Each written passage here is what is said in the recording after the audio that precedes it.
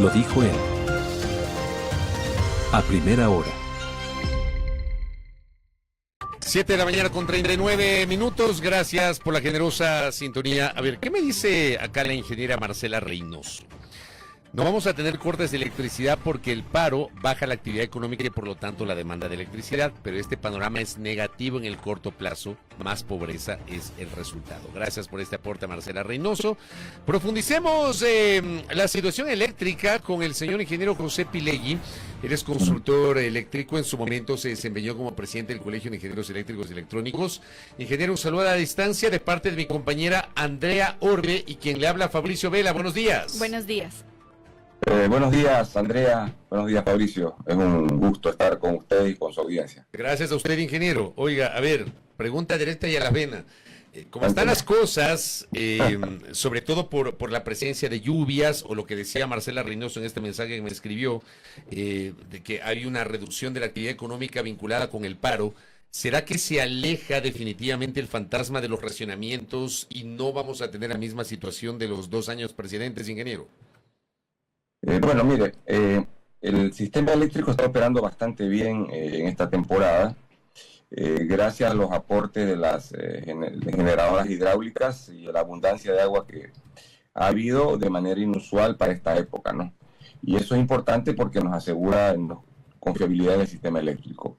El tema de los paros, bueno, ciertamente en ciertos sectores va a bajar la demanda, como es la situación en la provincia de Imbabura, me parece.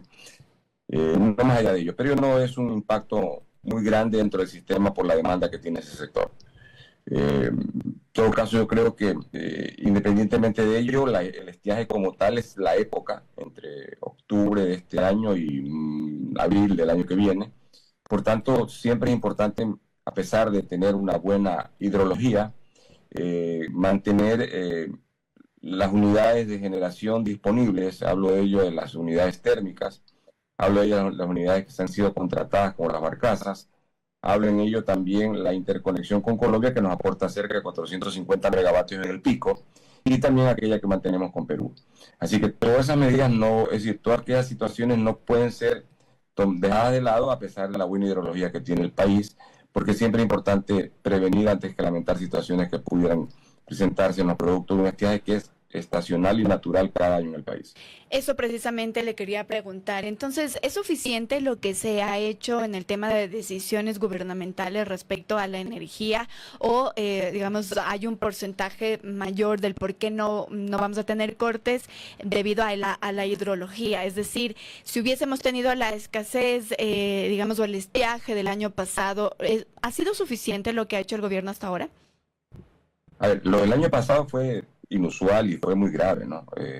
Prácticamente las centrales hidroeléctricas más importantes del país quedaron ausentes de agua, ¿no?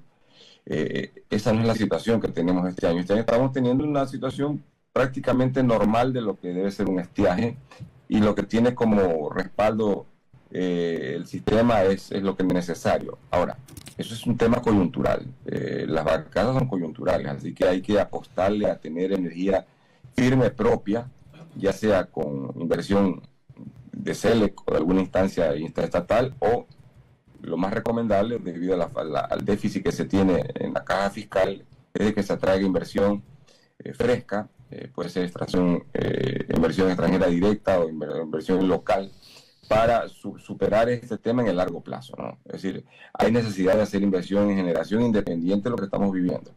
El déficit, como si comenzamos a sacar toda esta generación que he hablado, andaría en los 900 o los 1000 megavatios, ¿no? Por tanto, las medidas que se han tomado son medidas coyunturales sobre las cuales se ve la bondad de las mismas, porque no tenemos apagones. Pero tenemos que trabajar en el plan maestro de electricidad en el largo plazo, y parte del plan maestro justamente a la nueva generación que tiene que ser incorporada al sistema. Llámese esta hidráulica, llámese esta sobre todo térmica, que nos brinde garantías de tener energía firme, que es la que, independientemente de que existan o no eventos naturales como la hídrica en sectores del país, en distintos sectores del país, nos asegura continuidad en el servicio. Eso es un tema importantísimo, y para ello uno de los principales aliados que el país debe tener debe ser el gas natural, en el cual hay que comenzar a trabajar en firme, en el largo plazo, y creo yo que esa es una de las principales fuentes sobre las cuales podemos trabajar para asegurarnos lo que a veces le gozamos en llamar soberanía energética, ¿no? Pero en la práctica es una realidad. En otras palabras, para ir aterrizando algunos conceptos que José Leye nos está expresando, el gobierno del presidente Noboa, para el corto plazo, el cortísimo plazo, le pregunto, ¿ha hecho los deberes? Es decir, con lo que tenemos y tras la explicación que usted ha generado, ¿alcanza para salir del bache en este momento? Si es que las condiciones hidrológicas se mantienen, sí. Sí, siempre y cuando siga lloviendo, alcanza. Alcanza, sí. Y la lluvia la suficiencia necesaria, ¿no? Es decir, esto podríamos llamarlo como un estiaje normal, ¿no? Fíjese usted que hace 2 años, en este tema, Fabricio, la situación era más o menos similar y no tuvimos apagones. El año pasado, en cambio, la hidrología se presentó de una manera crítica y fue la situación que nos tocó afrontar, ¿no? Con apagones hasta 14 horas y en algunos casos hasta un poco mayor, ¿no? Yo creo que el decreto 32 de junio pasado es un poco una boya que el gobierno está utilizando a futuro para asegurarse que existe autoabastecimiento local. Esto es que la empresa privada, determinado número de las mismas, sobre 170, están obligadas dentro de 18 meses a partir de la emisión del decreto a contar con autoabastecimiento o autogeneración para satisfacer sus necesidades. Cuando estás hablando de que son 170 empresas, de las más importantes en consumo, estás hablando de que comienzas a quitarle a todo el sistema esa carga y esa carga comienza a ser autoabastecida con recursos propios por las propias empresas. No es el modelo ideal, pero es una forma de solucionar en el tiempo este tema. Yo creo que lo que nos falta como país es crear las condiciones para afincar inversiones de largo plazo, sobre todo en generación y transmisión, para poder atender la demanda creciente, por un lado, y por otro lado, para dar confiabilidad al sistema, ¿no? Antes de hablar del futuro, quiero seguir en el presente. El fracaso de los contratos de Progen, de ATM, etcétera, no termina por complicar las cosas, o vuelve a lo que usted decía. Si se mantienen las lluvias con lo que tenemos y sin Progen y ATM, alcanza para superar el bache. Sí, sí, y ya le hubiese sido que estas 250 megavatios hubiese sido integrado al sistema, ¿no? Lamentablemente todos conocemos lo que ha ocurrido en ese tema y creo yo que la justicia deberá brillar al final del día, sancionando a quien tiene que sancionar y premiando a quien tiene que premiar, ¿no? Pero en todo caso, esos 250 megavatios hacen falta en el sistema, como son parte de esos 900 megavatios que hablaba de déficit que tiene el país, y sobre ello hay que trabajar, ¿no? Hay que trabajar en firmes para poderlos cubrir no diría que en el menor plazo posible, pero sí en el tiempo justo y necesario para estar listos para enfrentar eventualidades que se nos pudieran presentar el próximo año, por ejemplo. Uh-huh. Usted me hacía recordar en 2022, cuando teníamos también el tema del estiaje y escuchábamos al ministro, en el 2023, al exministro en ese entonces, Santos Dalviti, que él decía que dependía básicamente de Diosito que nos mande aguas, decía él, así textualmente, ¿verdad? ¿Estamos en ese mismo escenario? A ver, el escenario un poquito mejor, porque tenemos respaldos como los sistemas de barcazas, ¿no es cierto?, que suman más de 300 megavatios. Entró Toachi Pilatón con 250 megavatios también. Entonces, usted suma más o menos ahí unos 550 megavatios en firme. Yo le diría que a esto habría que sumarle la generación o la energía que nos provee Colombia, que también está pasando por un buen momento hidrológico y nos puede abastecer con 450 megavatios aproximadamente. Eso nos da un más o menos de 1000 megavatios, que es mejor condición de la que tuvimos hace 2 años inclusive, cuando el entonces ministro Santos Alvite, indicaba eso, ¿no? Pero no nos confiemos, es decir, el tema no está resuelto. Este es un tema que hay que trabajarlo día a día y sobre ello hay que trabajar intensamente en este plan maestro que normalmente ha sido el gobierno a través de sus distintas instancias las que lo lleva adelante, ejecutando obras, las mismas que en el decenio, si podemos llamarlo así, 23-32, está ejecutando no más allá del 5 o 6%, ¿no? Y eso es evidente, hay falta de recursos y sobre eso hay que trabajar, ¿no? Para poder atraer quien invierta en el sector, y que este plan se cumpla, porque si este plan se va cumpliendo anualmente, vamos satisfaciendo los crecimientos anuales que tiene el sistema. A veces son crecimientos vegetativos, pero este año batimos récord, por ejemplo, en el mes de mayo, de la demanda del país. La demanda anda en los 5.100 megavatios, a pesar de que tenemos ya sobre los 8.000 megavatios instalados, ¿no? Pero eso es un tema que hay que saberlo manejar porque no siempre está disponible. En esta disponibilidad, por ejemplo, en las medidas que yo creo que hay que trabajar intensamente desde el gobierno, a través de CELEC y sus distintas unidades, es la recuperación del parque térmico que se encuentra fuera de servicio. Las que tengan que ser dadas de baja hay que darlas de baja, y las que hay que recuperarlas, ¿no? Hay un poco más de 2.000 megavatios instalados, de los cuales me parece que un poco más del 50% está disponible, el resto no está disponible. Entonces hay que trabajar en ello en firme para tenerlos disponibles en el mediano plazo. El problema que yo identifico, ingeniero, es que había un plan maestro de electrificación. Ese plan maestro, de alguna manera, fue o quedó trunco y luego fue modificado en el gobierno del presidente Moreno, y creo que a cuentagotas se ha dado continuidad a esto. Mi pregunta es, ¿a esta hora podemos hablar de que existe un plan maestro de electrificación o no existe ese plan para generar esta mirada hacia el futuro y pensar, por ejemplo, en la reactivación de los proyectos de generación hidroeléctrica? ¿Qué pasa con la energía alternativa, la energía eólica, etcétera? ¿Existe o no ese plan, esa planificación? Existe el plan, como le entraba en plan 2330, 2332, ha sido ejecutado en baja medida. ¿Pero generado por el gobierno del presidente Noboa o lo dejó generado el presidente Lasso? Eso se viene renovando año a año, ¿no? El plan es una continuidad que se tiene en el Estado ecuatoriano, no el gobierno, ¿no? Lo tuvo en su momento el gobierno del doctor Palacios, lo tuvo luego el gobierno de Correa, lo tuvo el gobierno de Lenín Moreno. El tema es que el plan, más allá de existir, debe cumplirse. Y muchas veces el cumplimiento pasa para mí por dos temas. El uno es el financiero, que es completamente determinante.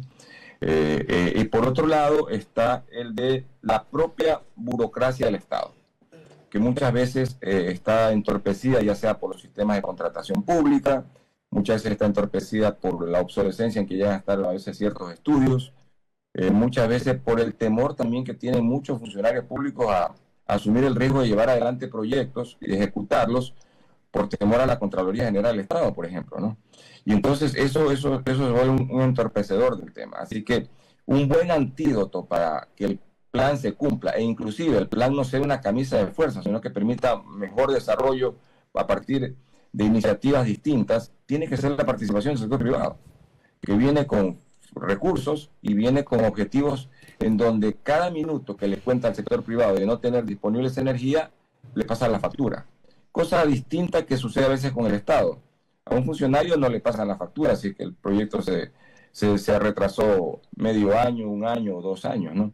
Y eso es parte de esto que tenemos que modificar. Es decir, el plan existe, el plan hay que cuidarlo, el plan hay que observarlo, pero el plan hay que atraer a gente para que lo ejecute, ¿no? En cuanto a las energías no renovables, no convencionales, como la solar, como la eólica, bueno, hay regulaciones que ya permiten que el sector privado participe en ello.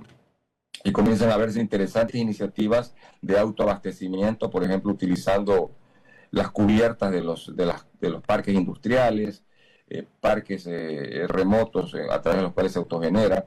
El tema en cuanto a autoabastecimiento in situ, yo creo que es muy bueno, es una solución práctica. El problema se puede generar cuando usted tiene autogeneración y lo tiene aislado del sitio de la fábrica. Por ejemplo, su fábrica está, por decir, en Quito, y su planta de generación está en Imbabura, donde tenemos unos niveles excelentes de luminosidad, ¿no? Que usted necesita tener para poder transportar su energía un sistema de transmisión, ¿no? Una red de transmisión. Y en eso estamos un poco deficitarios en el país. Nuestro sistema de transmisión a nivel nacional y las subestaciones, en muchos de los casos, están llegando a los niveles nominales, es decir, a sus capacidades nominales. Y hay que reforzarlos, hay que invertir dinero en ellos, ¿no es cierto? Creo yo que una de las instituciones del Estado que más ha precautelado justamente el sistema eléctrico es Transeléctrica. Y hay que reconocerlo públicamente, ¿no? En el tiempo. Y hay que un poco tratar de que ese personal que está ahí sea renovado adecuadamente si es que hay que renovarlo o mantenerlo por lo menos, porque ellos son los que conocen bien el sistema. Pero creo que uno de los problemas gravísimos que existe justamente es la parte financiera del sector. No nos olvidemos que los apagones, cuando se iniciaron en la década de los 90, provenía porque no habíamos ejecutado también el Plan Maestro de Electricidad. No habíamos ejecutado Masar, por ejemplo, y por tanto Paute se quedaba sin agua. ¿Y por qué pasaba eso? Porque en ese modelo, el modelo de gestión de los estados, que se basaba en una autosuficiencia, si se quiere, que todo lo que hacían ellos mismos, ya no recibían recursos de los multilaterales, porque los multilaterales le dijeron a los estados, señores, queremos que esto lo desarrolle el sector privado. Y se comenzó a quedar sin recursos del Estado y por tanto no pudo ejecutar esas obras. Y ahí comenzaron los déficits. Colombia entendió ese tema al mismo tiempo que nosotros comenzamos a actuar, y eso es parte de la historia. Ellos sacaron su ley, nosotros sacamos nuestra ley, ellos continuaron con el modelo, son autosuficientes y nos venden energía, nosotros cambiamos la ley, cambiamos el modelo varias veces y estamos en la situación que estamos. ¿No hay entonces exceso de energía, tal y como hace un mes aproximadamente nos había comentado la ministra Inés Manzano, que dice que le estamos vendiendo actualmente 350 megavatios de energía a Colombia? Sí, eso existe dependiendo del momento del año. Por ejemplo, yo le puedo asegurar que usted entre mayo, junio, julio, agosto, de cada año tenemos excedente de agua. Y por tanto, al tener excedente de agua, tenemos excedentes de energía que normalmente le evacuamos hacia Colombia. En el mes de septiembre, de la noticia que vi en prensa, igual que usted, la ministra mencionaba justamente que por existir excedentes de agua, se estaba vendiendo energía a Colombia, ¿no? Es un buen negocio vender energía y esperemos que ese equilibrio o ese balance energético que podamos tener nosotros en una matriz más diversificada nos permitiría hacer eso de manera continua en el año. Creo yo que cualquier fuente de generación que pueda ser utilizada va a ser positivo en el país. Es decir, mientras más diversifiquemos nuestra matriz energética y seamos objetivos en los planes que hay que trabajar en el largo plazo, esto va a funcionar, esto debe funcionar. Ha funcionado en Colombia, que era un país que tenía exactamente los mismos problemas que nosotros a inicios de los 90. Crearon el mercado eléctrico mayorista, atrajeron inversión extranjera y a través de esa generación ellos son autosuficientes y por otro lado venden energía. Nosotros asumimos el mismo modelo en esa época y luego lo tiramos a la basurero. Creo que hay que un poco aprender también de la historia, qué es lo que hemos hecho, reflexionar qué estuvo mal y qué podemos mejorar. Y yo creo que una de las cosas que hay que mejorar es el marco regulatorio, el marco legal, para restablecerlo a un modelo que permita tener un mercado eléctrico mayorista en donde tengamos competencia, sobre todo a nivel de generación, atrayendo inversiones, porque el inversionista no es filántropo, el inversionista viene a hacer una obra, ejecutarla y ganar y tener una buena rentabilidad. Pero ahí me pongo a pensar, ingeniero, entre 2024 y 2025 hubo 2 reformas vinculadas al ámbito eléctrico. O sea, no alcanza con eso. Sí, a ver, siempre es bueno, Fabricio, siempre es bueno. Y yo le diría que eso va a ayudar, pero no es suficiente. Por ejemplo, en gas natural tenemos que trabajar en el marco regulatorio y tener leyes claras que faculten justamente al Estado a dar las facilidades para que esto se desarrolle. El campo de Amistad es una cosa pequeñita frente a toda la inmensidad que tenemos en el Golfo de Guayaquil para la explotación del gas y estamos marchando en el mismo terreno hace 60 años.